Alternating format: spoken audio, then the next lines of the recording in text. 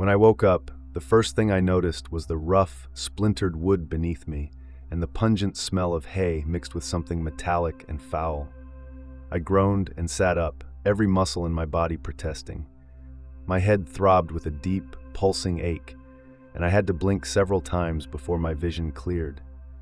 I was in an old barn, dimly lit by the light streaming through the gaps in the wooden walls. Dust motes floated in the air, adding to the eerie atmosphere. I tried to remember how I got here, but my mind was a blank slate. Panic began to creep in as I realized I had no memory of who I was or why I was here. I stood up unsteadily, brushing off bits of hay clinging to my clothes. As I looked around, my eyes fell on a piece of paper lying on the ground a few feet away. I picked it up, my hands trembling. The paper was old and yellowed, the edges frayed. Written on it in neat, precise handwriting were names I didn't recognize: Marcus Wells, Emma Harper, David Connor, Lucy Brandt. Each name was crossed out with a single, bold line. I stared at the list, a sense of dread settling in my stomach. Why was I here with this list? What did it mean? I folded the paper and stuffed it into my pocket, feeling a sudden urge to get out of the barn. I approached the large wooden doors and pushed them open. They creaked loudly, the sound echoing through the empty space. Outside, the world was still and quiet, the late afternoon sun casting long shadows over the overgrown fields.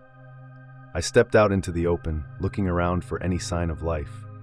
The barn was isolated, surrounded by nothing but fields and a dense forest in the distance.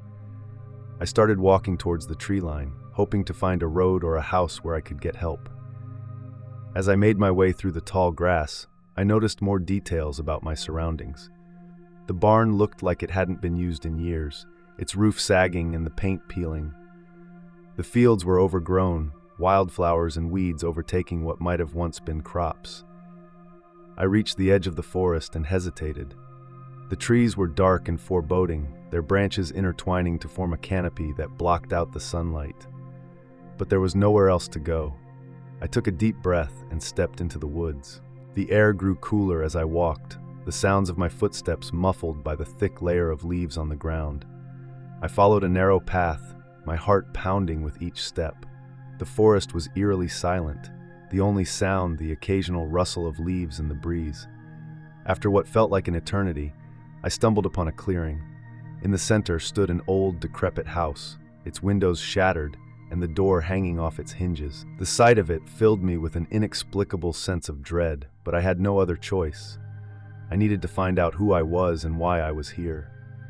I approached the house cautiously, the floorboards creaking under my weight as I stepped onto the porch. I pushed the door open and entered, the smell of mold and decay overwhelming. The interior was in disarray, furniture overturned and debris scattered across the floor. I made my way through the house, searching for anything that might give me answers. In the living room, I found a dusty old photo album on a table. I opened it, my heart racing as I flipped through the pages. The photos were old and faded, but I could make out the faces of the people in them. A family, smiling and happy, but their faces meant nothing to me. I didn't recognize any of them. As I closed the album, a piece of paper fell out from between the pages. I picked it up and unfolded it, my blood running cold as I read the names on the list. Marcus Wells, Emma Harper, David Connor, Lucy Brandt, Jonathan Moore. My name was the last one on the list, and it wasn't crossed out. Panic surged through me. Why was my name here? What had happened to the others? I needed to get out of this house, to find help before it was too late. I turned to leave, but a movement in the corner of the room caught my eye. A figure stood in the shadows, watching me. My heart skipped a beat as the figure stepped into the light, revealing a gaunt, hollow-eyed man. His clothes were tattered, and he looked like he hadn't seen sunlight in years. "You shouldn't be here," he said, his voice raspy and weak. "Who are you?"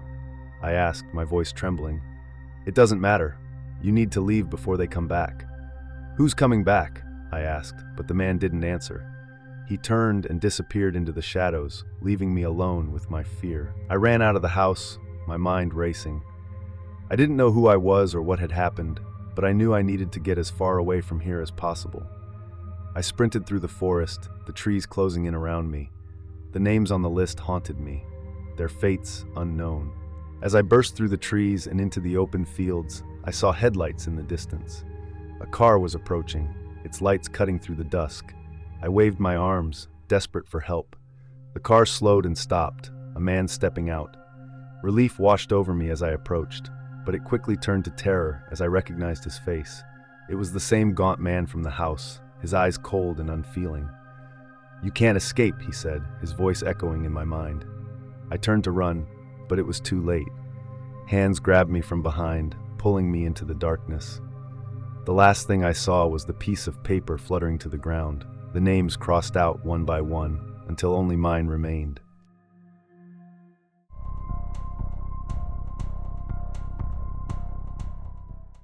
I woke up with a start, my head pounding and my vision blurry. The first thing I noticed was the sharp, metallic scent of blood. My clothes were soaked with it, dark stains spreading across my shirt and jeans. Panic surged through me as I struggled to remember what had happened. I was in my car, slumped over the steering wheel, parked on the side of a desolate road. The last thing I remembered was driving home from a late shift at work. I had been exhausted, barely able to keep my eyes open. But now, I had no recollection of how I ended up here or why I was covered in blood. My heart raced as I frantically checked myself for injuries, but I found none. The blood wasn't mine. I sat up, wincing at the stiffness in my muscles, and looked around. The road was deserted, lined with dense, dark woods on either side.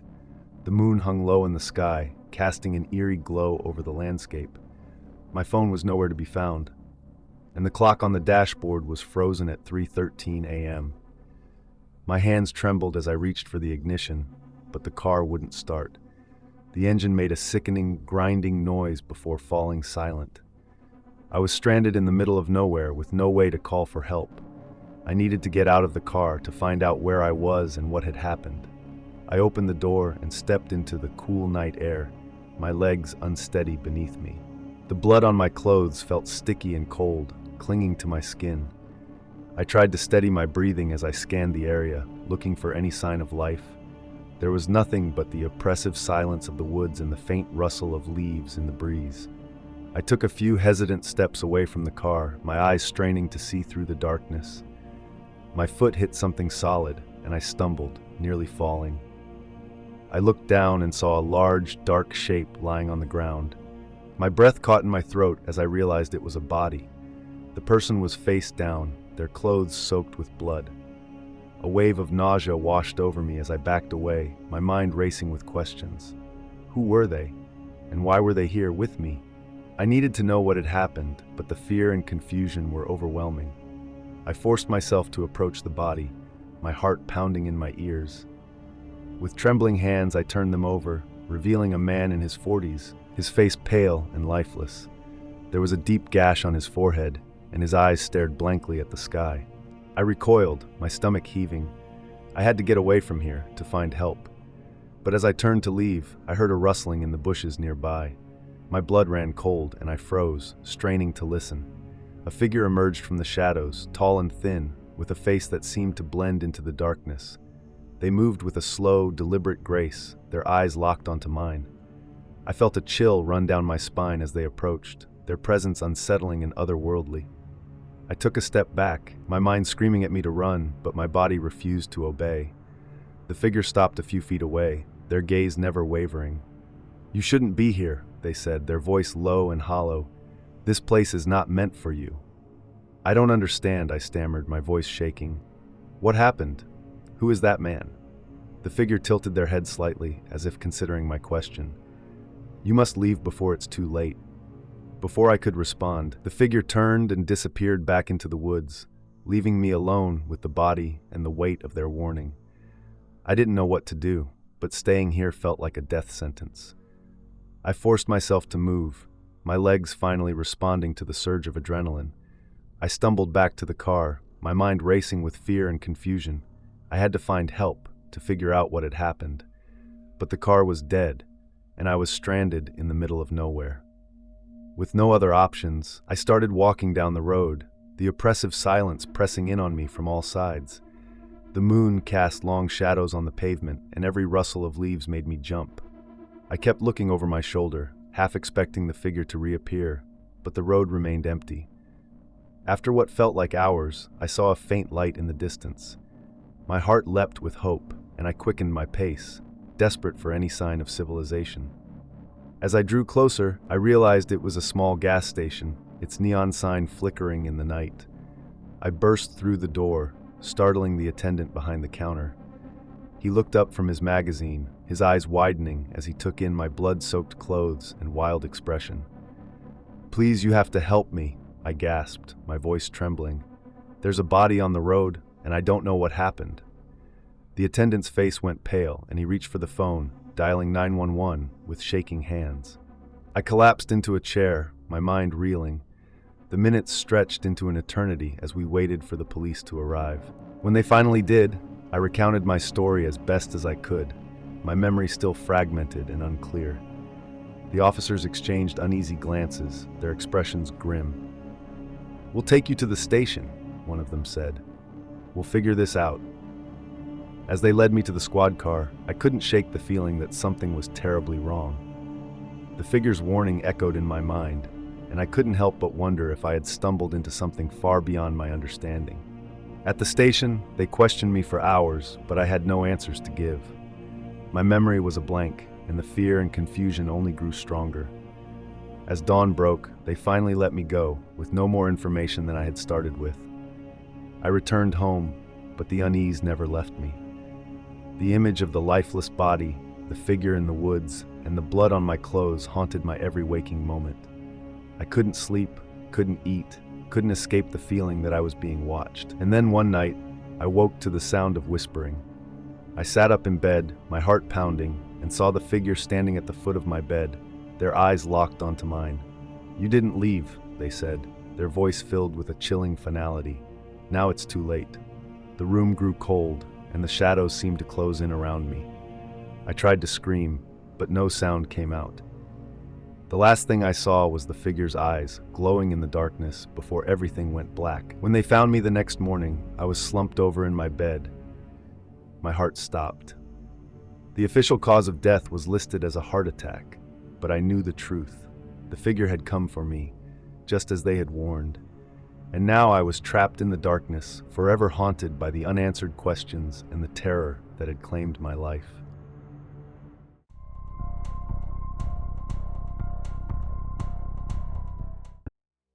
When I woke up, my head was pounding, and the room was spinning. It took a moment for my eyes to adjust to the dim light filtering through the curtains. My bedroom, usually a safe haven, felt unfamiliar and sinister. As I sat up, a metallic scent hit my nose, and my heart sank. Blood. There was blood everywhere, on the sheets, the walls, even splattered across the ceiling. Panic surged through me. I had no memory of what had happened or how I had ended up in this nightmare. My mind raced, trying to piece together the fragments of my shattered memory, but there was nothing but a black void. I had to get rid of the blood, to clean up before anyone saw. But why was there so much? Whose blood was it? I stumbled out of bed, nearly slipping on the slick floor. My hands were shaking as I grabbed the first thing I could find, an old towel, and began scrubbing the floor, my heart hammering in my chest. My reflection in the mirror caught my eye, and I saw the blood smeared on my face and clothes. I looked like a stranger, a figure out of a horror movie. As I worked frantically, I glanced out the window and froze. My neighbor, Mr. Thompson, was standing in his yard, staring directly into my room. His eyes were wide with shock, and he made no move to look away. The intensity of his gaze sent a chill down my spine. I turned away quickly, hoping he hadn't seen too much. I needed to clean up faster. My movements became more frantic, and my breath came in ragged gasps. I couldn't let him call the police. I needed to figure out what had happened first. I stripped the bed, bundling the bloody sheets into a tight ball and shoving them into a trash bag. My hands were slick with blood, and my stomach churned with nausea. I scrubbed the walls, the ceiling, every surface that had been touched by the crimson stains. The task seemed endless, and the room still reeked of blood. Every few minutes, I glanced out the window, and each time, Mr. Thompson was still there watching. His presence unnerved me, but I couldn't stop. I had to erase any trace of the horror that had unfolded in my room. After what felt like hours, the blood was mostly gone, though the room still bore faint, stubborn stains. I stuffed my bloody clothes into another trash bag and hurried to the bathroom to wash myself clean. The water ran red as I scrubbed my hands and face, but no matter how hard I scrubbed, I couldn't shake the feeling of the blood clinging to me. As I stood in front of the mirror, the face staring back at me seemed hollow, haunted. Who had I become? What had I done? My reflection offered no answers, only more questions. A loud knock on the front door jolted me from my thoughts. My heart leaped into my throat. I peered out the bathroom window and saw 2 police officers standing on the porch, Mr. Thompson talking to them urgently. Panic gripped me. He had called them. He had seen too much. I couldn't let them in. I couldn't let them see the remnants of blood I couldn't clean. I grabbed the trash bags and stuffed them into the closet, praying they wouldn't search the house. The knock came again, more insistent this time. I took a deep breath and forced myself to appear calm as I went to the door. My hand shook as I turned the knob, and I opened it just a crack. "Good morning," one of the officers said, his tone serious. "We received a call from your neighbor. He said he saw something unusual." I forced a smile. "Oh, Mr. Thompson? He's always worried about something. What's the problem?" The officer's gaze was piercing. "He mentioned seeing blood in your room. Is everything all right?" My mind raced for an excuse. "I cut myself last night. A bad accident. I didn't realize how much of a mess I made until this morning." The officer's eyes narrowed. "May we come in and take a look?" My heart pounded in my chest. "It's really not necessary. I've cleaned it up, and I'm fine now. Just a little shaken." The other officer stepped forward, his expression stern. "We need to make sure everything is all right, ma'am. Please let us in." I had no choice. Reluctantly, I stepped aside and let them in. They walked through the house, their eyes scanning every corner. I prayed they wouldn't notice the faint stains or the trash bags hidden away. When they reached my bedroom, they paused, their expressions darkening. One of them stepped closer to the wall, examining a spot I hadn't managed to clean thoroughly. "This is a lot of blood for just a cut," he said, his voice skeptical. I was disoriented, I lied, my voice trembling. I panicked and made a mess trying to clean it up. The officers exchanged a glance, and I could feel their suspicion growing. They turned to leave, but before they did, one of them handed me a card. "If you remember anything else, or if you need help, give us a call." I nodded, barely able to breathe until they were gone. As soon as the door closed behind them, I collapsed onto the floor, my body shaking with sobs. I was safe for now, but the fear and confusion still gripped me. I had to find out what had happened. I couldn't live with this darkness hanging over me, this fear that I had done something terrible. I needed answers. That night, I tossed and turned, sleep eluding me. My mind kept replaying the day's events, the blood, the police, Mr. Thompson's accusing stare. As I lay there, a memory began to surface, hazy and fragmented, a fight, voices raised in anger, a flash of metal, the sickening sound of a blade cutting through flesh. I bolted upright in bed, my heart pounding. I had seen a knife, covered in blood, but where? I got up and searched the room, my hands shaking. I found it under the bed, the blade stained with dried blood. As I held the knife, the memory became clearer. An argument with someone, the knife in my hand. The shock and horror as I realized what I had done. My breath came in short gasps as the full weight of my actions hit me. I had killed someone. I didn't know who, but the blood on my clothes, the knife in my hand, it all pointed to one horrifying conclusion. I looked out the window, and there was Mr. Thompson, still watching, his expression unreadable. He knew, he had seen everything. And now, there was no escape from the truth. I was a killer, trapped in my own nightmare, with no way out. The darkness inside me had finally taken over, and there was no going back. As I stared into the night, I knew that this was only the beginning of my descent into madness.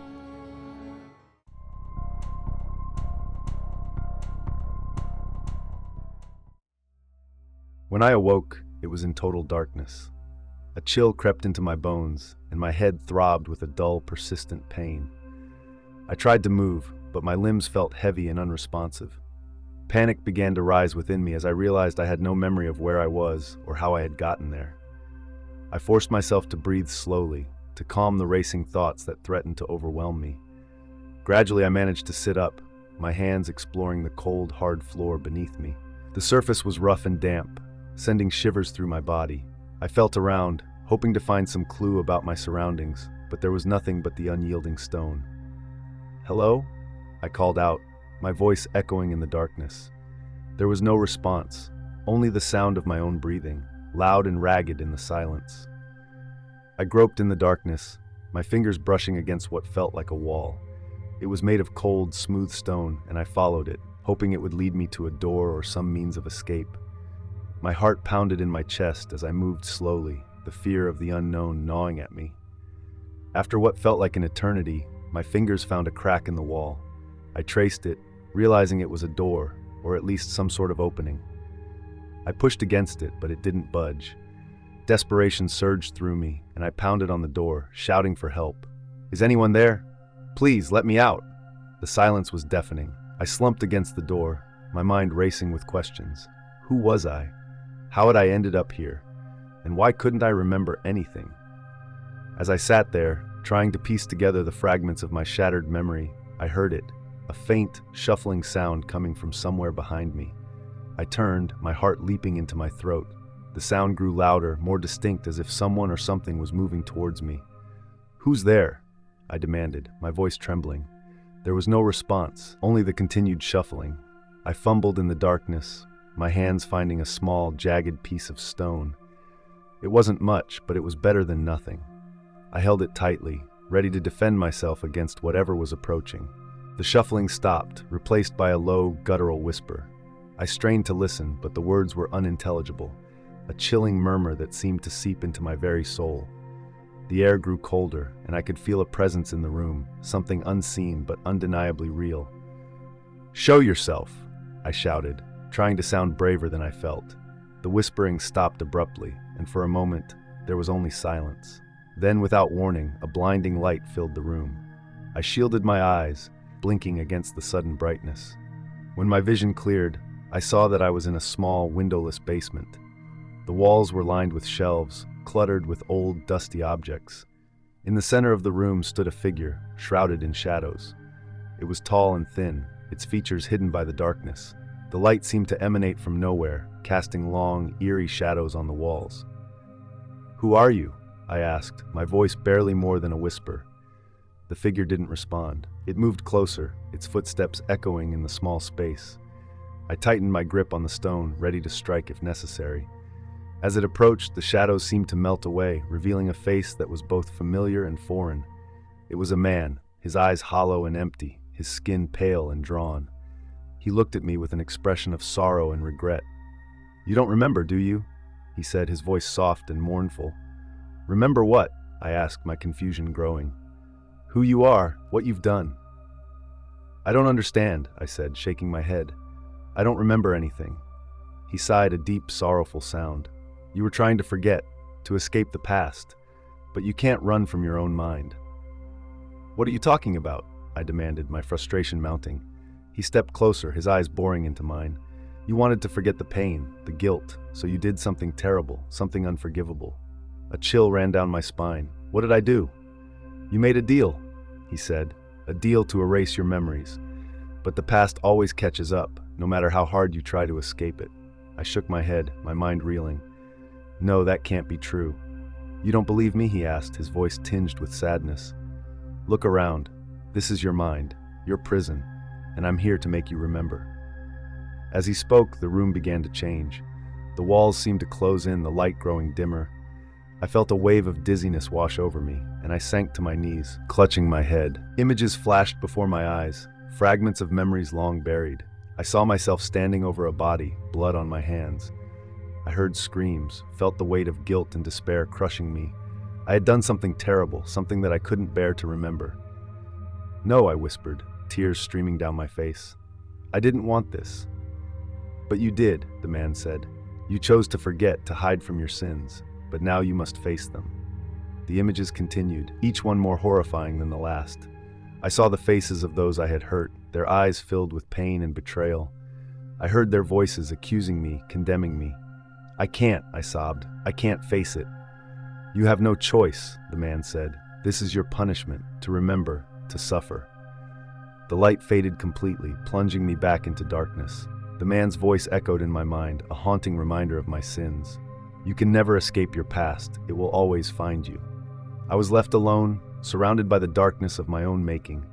The memories flooded back, relentless and unforgiving. I had tried to escape, to erase the pain, but in the end, I had only trapped myself in a prison of my own mind. And there, in the cold, dark basement, I was left to face the horror of my past, knowing that I would never find peace.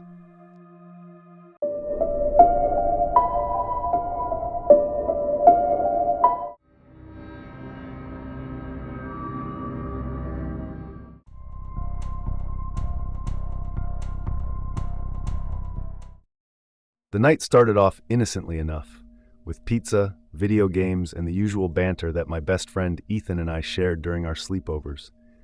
We had been best friends since elementary school, and our sleepovers were a cherished tradition. This time it was at Ethan's place, a cozy, two-story house on the outskirts of town. It was a typical summer night, warm and filled with the sounds of crickets and distant laughter from neighbors' houses. We stayed up late, watching horror movies and challenging each other in the latest video games. Around midnight, we decided to call it a night. Ethan's parents were out of town for the weekend, so it was just the two of us. We set up our sleeping bags in his room, talking about everything and nothing until we finally drifted off to sleep. I woke up in the middle of the night, a chill running down my spine. At first, I wasn't sure what had woken me. The room was dark, the only light coming from the pale moonlight filtering through the curtains. I turned over in my sleeping bag, trying to get comfortable again when I noticed that Ethan's bed was empty. "Ethan?" I whispered, sitting up and rubbing my eyes. There was no response. A sense of unease settled over me as I looked around the room. Then I saw him, standing by the window, his back to me. He was perfectly still, staring out into the night. I felt a chill that had nothing to do with the summer air. "Ethan, are you okay?" I asked, louder this time. He didn't respond or move. His silhouette was eerily motionless, and something about his posture made my skin crawl. I got up and walked over to him, my footsteps quiet on the carpet.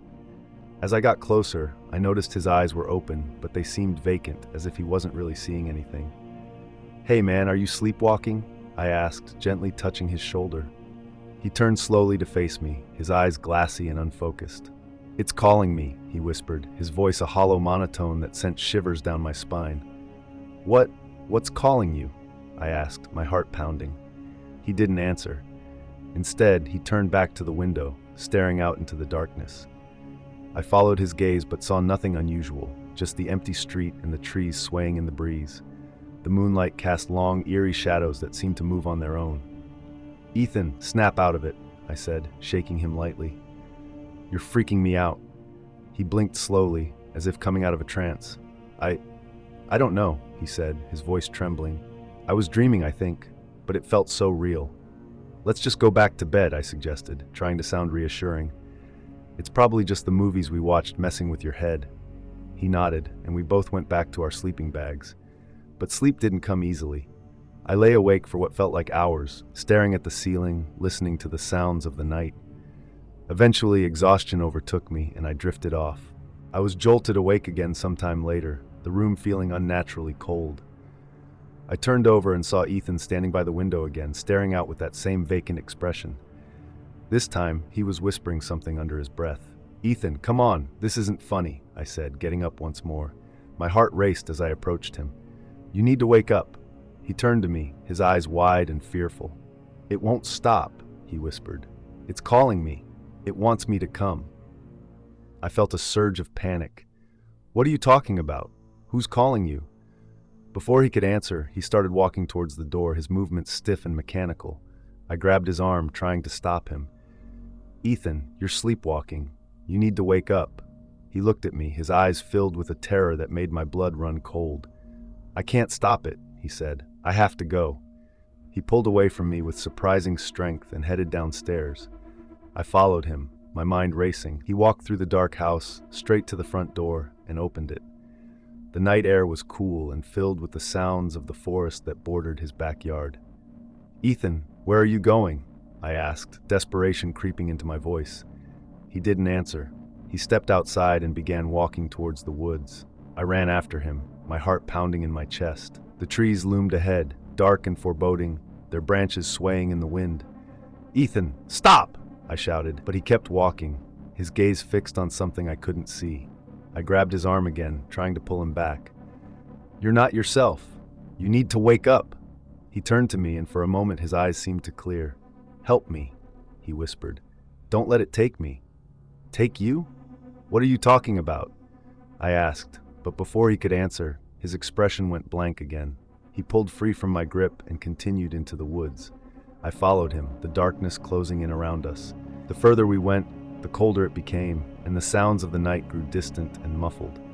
It felt like we were entering another world, one that existed just beyond the veil of reality.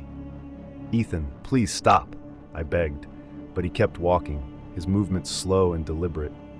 We reached a clearing, and Ethan stopped in the center, staring up at the sky. The moonlight illuminated his face, and I saw tears streaming down his cheeks. "It's here," he said, his voice a broken whisper. "I can't fight it." I looked around, trying to see what he was talking about, but there was nothing there. Just the trees and the shadows and the cold, oppressive silence. Then I heard it, a soft, low hum that seemed to come from all around us. "Ethan, we need to go back," I said, grabbing his hand. "This isn't right. We need to leave." He looked at me, his eyes filled with a mixture of fear and resignation. "It's too late," he said. "It's already here." The hum grew louder, and I felt a chill run down my spine. The shadows seemed to shift and move, taking on shapes that defied logic. I pulled on Ethan's hand, trying to drag him back towards the house, but he wouldn't budge. "Ethan, please," I pleaded, my voice breaking. "Come back with me." He shook his head, tears falling freely now. "I can't," he said. "I'm sorry." Before I could react, he let go of my hand and stepped into the center of the clearing. The hum grew louder, and the shadows closed in around him, enveloping him in darkness. I reached out, but it was like an invisible barrier kept me from getting any closer. "Ethan," I screamed, but he was already gone, swallowed by the night. I stumbled back, my mind reeling. The hum faded, and the clearing was silent once more. I stood there for what felt like an eternity, staring at the spot where Ethan had vanished. Eventually, I turned and ran back to the house, my heart heavy with grief and fear. I called the police, but they found no trace of Ethan. He was gone, disappeared without a trace. The official story was that he had run away, but I knew the truth. Something had taken him that night, something from beyond our understanding. I never told anyone what really happened. Who would believe me? But I know what I saw, and I know that Ethan is out there somewhere, trapped in the darkness. And sometimes, late at night, I hear the hum again. A haunting reminder of the friend I lost and the terror that still lingers in the shadows.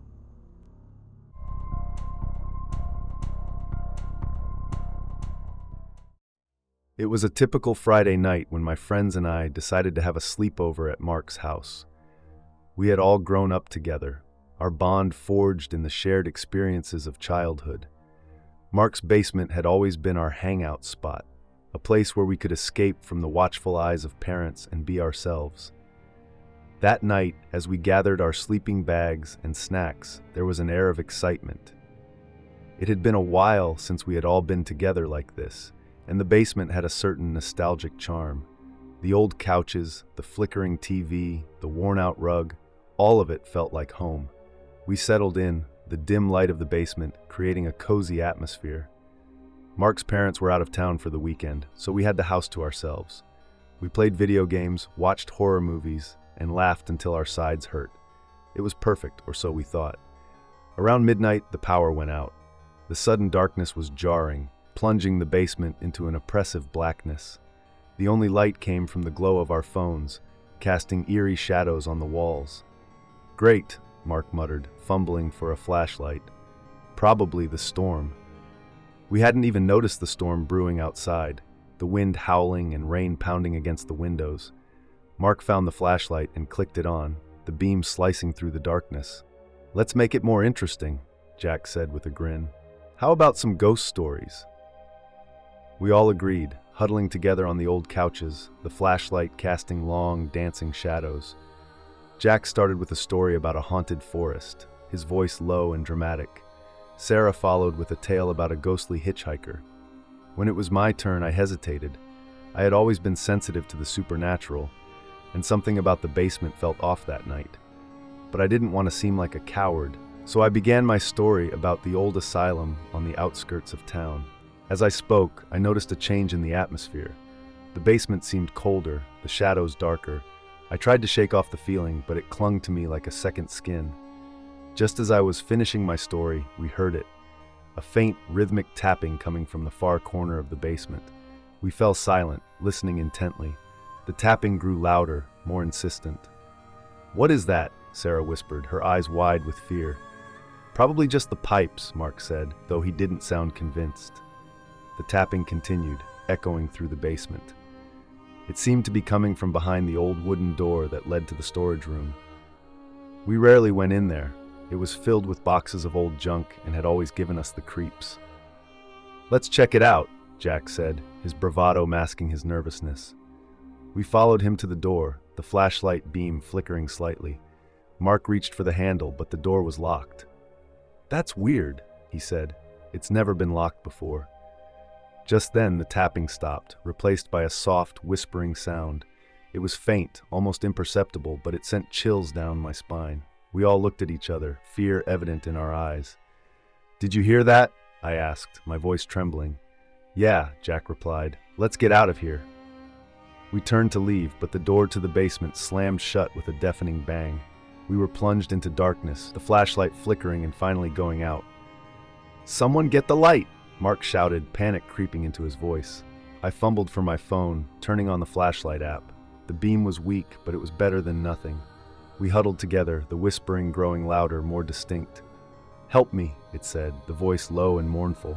"Please, help me." "Who's there?" Sarah called out, her voice shaking. There was no response, only the continued whispering. We moved towards the basement door, trying to get out, but it wouldn't budge. It was as if something was holding it shut. "We need to get out of here," Jack said, his voice filled with urgency. We tried the windows, but they were stuck fast. The whispering grew louder, more insistent. "Help me," it repeated, a sense of desperation in the voice. "Let's try the storage room," Mark suggested. "There's a window in there." We turned back to the old wooden door. The tapping had started again, more frantic this time. I held the phone's flashlight steady as Mark fumbled with the lock. To our surprise, the door creaked open. The storage room was filled with old boxes and furniture, covered in a thick layer of dust. The air was musty, and the shadows seemed to move on their own. We searched for the window, but it was boarded up. "What now?" Sarah asked, her voice tinged with panic. Before anyone could answer, the whispering turned into a low, guttural moan. The air grew colder, and I felt a presence behind me. I turned, and there she was, a figure, shrouded in darkness, her eyes glowing with an eerie light. "Help me," she whispered again, her voice sending a chill down my spine. We backed away, the figure moving closer. The moaning grew louder, more agonized. I felt a cold hand brush against my arm, and I screamed. "Get out!" Mark shouted, pulling us towards the door. We stumbled out of the storage room, the door slamming shut behind us. The whispering continued, now coming from all around us. We ran to the basement stairs, pounding on the door, shouting for help. The door finally burst open, and we scrambled up the stairs, not stopping until we were outside, gasping for breath. The storm had passed, the air cool and fresh. We huddled together, our hearts racing, the memory of the basement's horrors etched into our minds. We never spoke of that night again. Mark's parents moved shortly after, selling the house to a new family. We went our separate ways, but the experience left a scar on each of us. Sometimes, late at night, I hear the whispering again. It's faint, almost drowned out by the sounds of the night, but it's there. "Help me," it says, a haunting reminder of the terror we faced in that basement. And I know, deep down, that whatever was in that basement is still there, waiting for someone to help. But I also know that I will never go back. Some things are better left forgotten, buried in the darkness where they belong.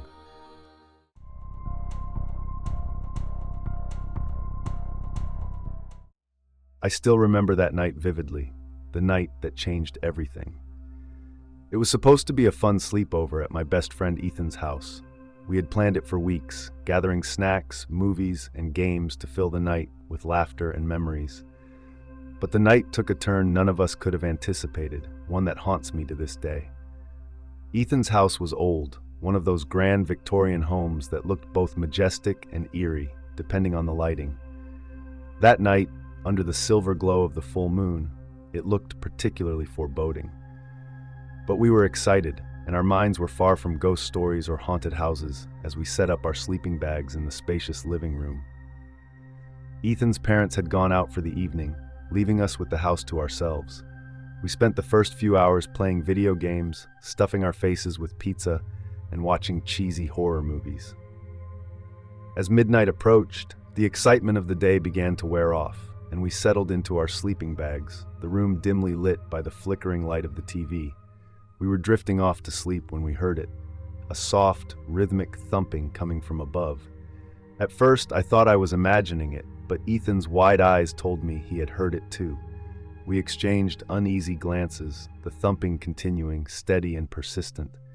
"Is there something in the attic?" I asked, trying to keep my voice steady. Ethan shrugged, looking genuinely puzzled. "I don't know, my parents never go up there. It's mostly just old furniture and junk." The thumping grew louder, more insistent, as if something or someone was trying to get our attention. We sat up, our hearts pounding in our chests. The house, which had felt warm and welcoming earlier, now seemed cold and menacing. "We should check it out," Ethan said, his voice trembling slightly, "just to make sure it's nothing." Reluctantly, I agreed. We grabbed our flashlights and crept up the stairs, the old wood creaking under our weight. The thumping grew louder as we reached the second floor, the door to the attic looming at the end of the hallway like a dark, gaping maw. With a shaky hand, Ethan reached for the doorknob. The door opened with a long, drawn-out creak, revealing a narrow staircase leading up into the darkness. The thumping was almost deafening now, echoing down the stairs and reverberating through the house. We climbed the stairs slowly, each step feeling like a leap into the unknown. When we reached the top, we found ourselves in a large, dusty attic, filled with old furniture covered in white sheets. The air was thick with the scent of mildew and decay, and our flashlights barely pierced the darkness. The thumping had stopped, replaced by an oppressive silence. We moved cautiously through the attic, our flashlights illuminating the ghostly shapes of forgotten furniture and boxes.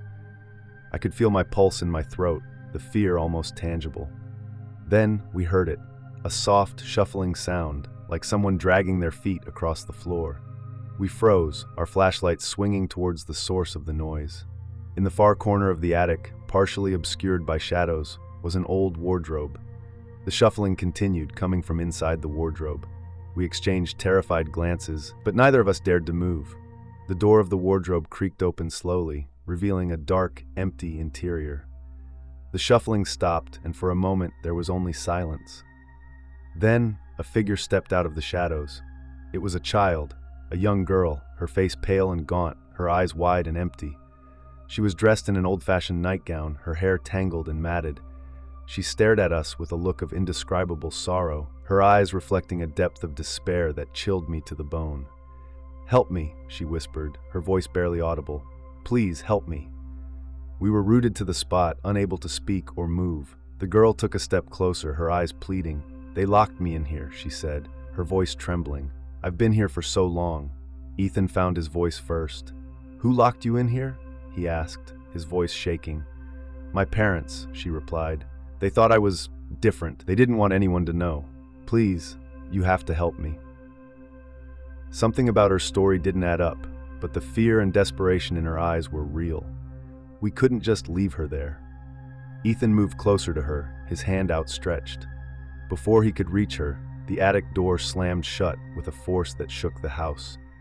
We spun around, our flashlights casting frantic beams of light across the room. The temperature dropped suddenly, our breath visible in the cold air. The girl's expression changed, her sorrowful eyes turning cold and menacing. "You shouldn't have come here," she said, her voice now a chilling hiss. "You can't leave." Panic surged through me, and I grabbed Ethan's arm. "We need to get out of here," I said, my voice barely more than a whisper. We ran to the attic door, but it was locked tight. The girl's laughter echoed around us, a haunting, mocking sound that filled the attic. "You can't leave," she repeated, her voice echoing in my mind. Desperation set in, and we pounded on the door, shouting for help. but our cries were met with only silence and that eerie laughter. I turned to face the girl, but she was gone, vanished into the shadows. "Ethan, we need to find another way out," I said, trying to keep the panic from overwhelming me. We searched the attic frantically, looking for any possible escape, but the windows were boarded up, and the only door was the one that had slammed shut. The shadows seemed to move around us, the air growing colder and heavier. Then we heard the thumping again, this time coming from beneath us, as if something was trying to break through the floor. The boards began to creak and groan, and we backed away, our flashlights flickering. Without warning, the floor gave way, and we fell through, landing hard in a small, dark room below the attic. The air was damp and musty, and the only light came from our flickering flashlights. We were in a cellar, a hidden room beneath the house. The thumping continued, now louder and more frantic. I shone my flashlight around the room, and my heart nearly stopped when I saw them. Skeletons, dozens of them, huddled together in the corners, their bony fingers clawing at the walls. Ethan let out a strangled cry, and we backed away, our eyes wide with terror. The thumping grew louder, coming from all around us. The skeletons seemed to move, their hollow eyes turning towards us, their jaws opening in silent screams. "We need to get out of here," I said, my voice shaking. "Now." We scrambled to our feet, searching for an exit. In the far corner of the cellar, we found a narrow staircase leading up. We ran up the stairs, our flashlights barely illuminating the way, the thumping growing louder with each step. When we reached the top, we found ourselves back in the basement, the door to the outside standing open. We didn't hesitate. We ran out of the house, the cold night air hitting us like a slap to the face. We didn't stop until we reached the safety of the streetlights. We never spoke of that night again. Ethan's parents returned the next day, unaware of what had happened.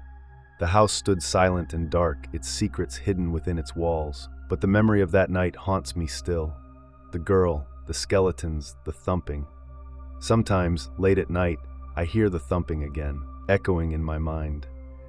And I know that the house is still there, waiting, its dark secrets ready to claim another soul. And I know that I will never be able to forget, never be able to escape the terror of that night.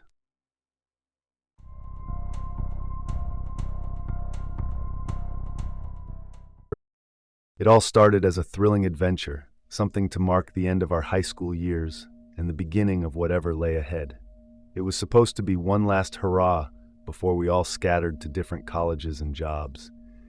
Jack, Sarah, Kevin, and I had grown up together, our friendships solidified over countless sleepovers, late-night talks, and shared secrets. The idea of spending a night in the old abandoned house on the edge of town seemed like the perfect way to seal our bond. The house had been vacant for as long as any of us could remember. It was a grand old Victorian, once beautiful, but now decayed and overgrown with ivy. The stories about it were legendary, whispers of ghostly apparitions, strange noises, and the family who had vanished without a trace decades ago. Of course, we didn't believe in any of that. We were teenagers, armed with flashlights, sleeping bags, and enough snacks to last us the night. We met at the edge of the woods just after sunset, the sky ablaze with the dying light of day.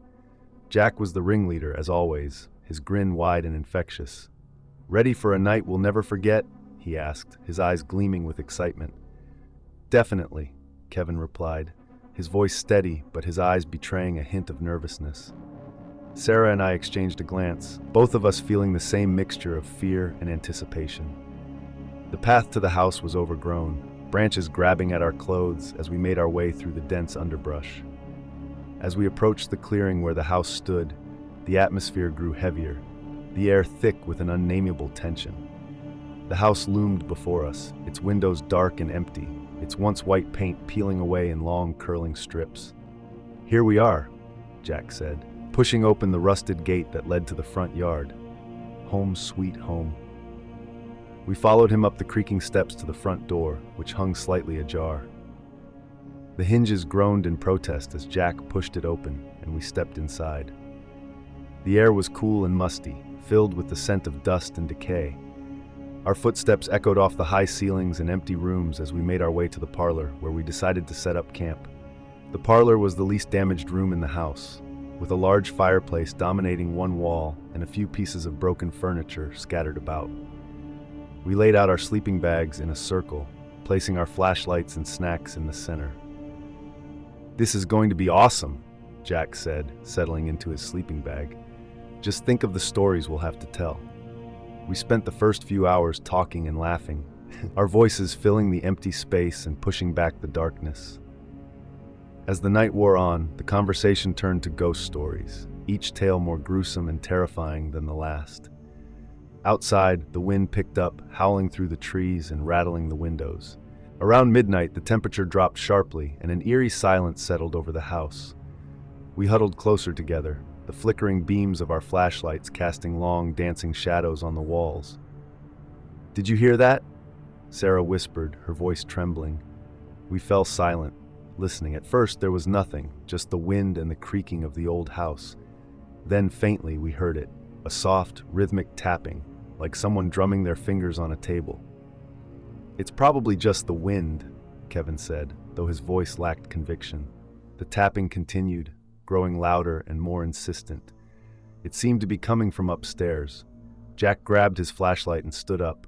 "Let's go check it out," he said, his bravado wavering. We followed him up the grand staircase, the steps groaning under our weight. The tapping grew louder, echoing through the empty halls. As we reached the top of the stairs, we saw that the hallway was dark, the air even colder than before. The sound led us to a door at the end of the hall, slightly ajar. Jack pushed it open and we stepped inside. The room was empty, save for an old, dusty rocking chair in the corner. The tapping stopped abruptly, leaving an oppressive silence in its wake. "I guess it was nothing," Jack said, his voice uncertain. We turned to leave, but as we reached the door, it slammed shut with a deafening bang. Panic surged through me, and I grabbed the handle, pulling with all my might, but it wouldn't budge. "Let us out!" Sarah screamed, pounding on the door. Then we heard it, a low, guttural whisper, like the voice of someone who hadn't spoken in years. "You shouldn't be here." We turned to see a figure standing in the shadows, its form barely visible in the dim light. It was a woman, her face gaunt and hollow, her eyes dark and empty. She took a step closer, her movements slow and deliberate.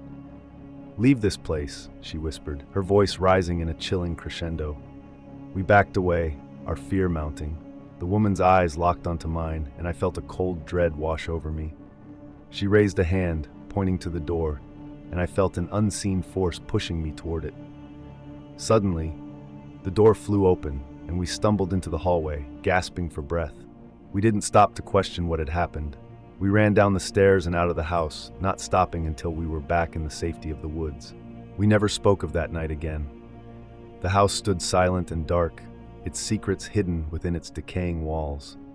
But the memory of the woman haunted me, her hollow eyes and chilling voice echoing in my mind.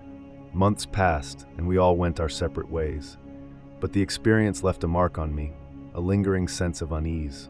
One night as I lay in bed, I heard a faint tapping on my window. My heart raced as I got up to look, but there was nothing there. Just the wind, I told myself. Then the tapping came again, louder this time. I froze, fear gripping me. Slowly I turned and saw her, standing at the foot of my bed, her eyes locked onto mine. "You shouldn't have come back," she whispered, her voice filling the room. I screamed, but no sound came out. The room grew colder, and the shadows seemed to close in around me. I felt a cold hand grip my shoulder, and the last thing I saw was her face, twisted into a grotesque smile. The next morning, they found me in my bed, my eyes wide with terror, my heart stopped. The doctors couldn't explain it, but I knew the truth. The house had claimed me, just as it had claimed the Thorne family all those years ago. And now it waits for its next visitors, ready to share its dark secrets with those who dare to enter.